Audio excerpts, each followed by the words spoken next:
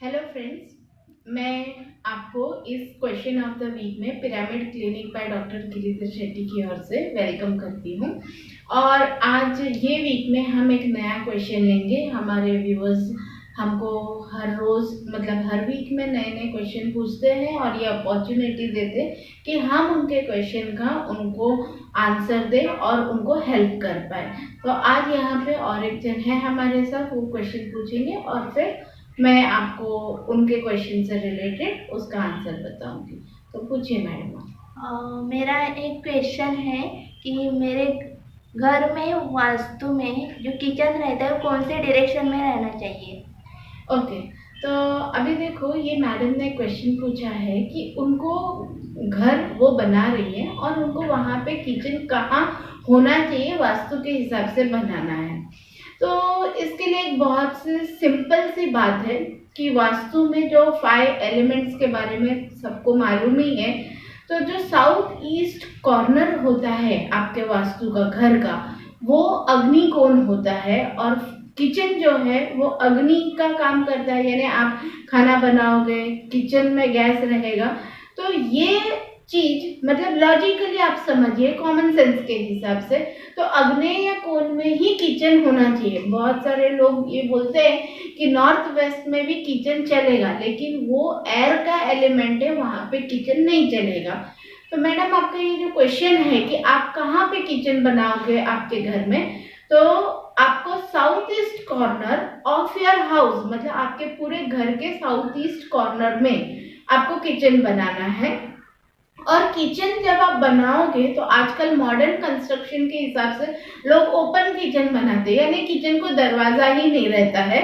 तो ये सबसे बड़ा प्रॉब्लम का बात है, जिसके वजह से क्या है, कंटिन्यूसली किचन की जो एनर्जी है वो लीक होते रहती है।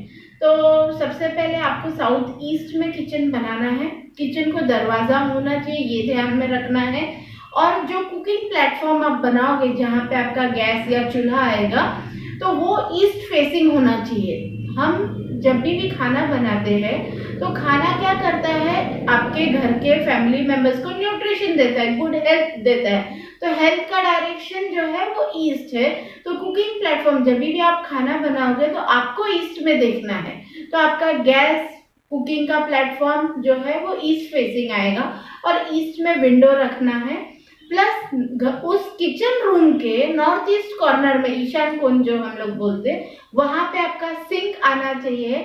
और सिंक और गैस के बीच में बहुत डिस्टेंस होना चाहिए, वो बाजू बाजू में नहीं होना चाहिए, नहीं तो उससे कॉन्फ्लिक्ट होते हैं, क्योंकि अग्नि और पानी ये दोनों ही आपस में इनका मेल नहीं होता है।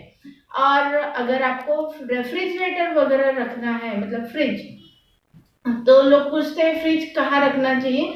तो आपको साउथ वेस्ट कॉर्नर किचन के जो किचन रूम का साउथ वेस्ट आएगा वहां पे फ्रिज रखना है, उसका डोर नॉर्थ की तरफ ओपन होगा, ये ध्यान में रखना है।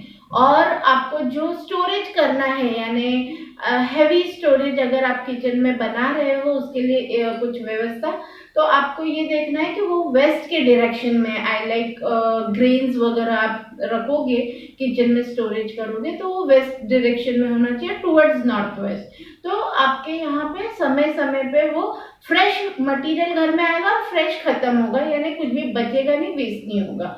और आपको कुछ भी हैवी यानी बर्तन वगैरह जो स्टोरेज करना है वो आप साउथ डायरेक्शन में कर सकते हो। अनदर थिंग कि आप जब आपका डाइनिंग टेबल बनाओगे तो वो किचन में आप इस तरीके से बनाइए कि आप बैठोगे जब खाना खाने तो ईस्ट फेसिंग हो सकता है, वेस्ट फेसिंग हो सकता है and north facing. South facing को अवॉइड कीजिए। और जहाँ तक कि आजकल क्या है कि बहुत सारे लोग वर्किंग होते हैं तो टाइम नहीं मिलता है, तो हम लोग क्या करते हैं, बर्तन रात को ऐसे ही रख देते हैं।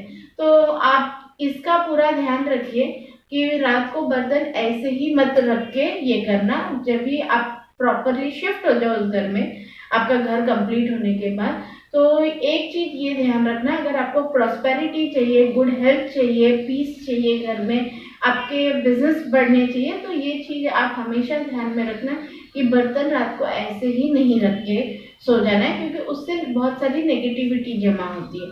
और जब भी आप आपका दिन शुरू करते हो तो साउथ ईस्ट में एक छोटा सा घी का दिया आप जलाइए और आपका दिन का शुरुआत कीजिए। तो आई होप मैंने आपको किचन कैसे होना चाहिए, कहाँ होना चाहिए और किचन के अंदर क्या चीज़ें कहाँ आएंगी, इसका आंसर आपको दे दिया है।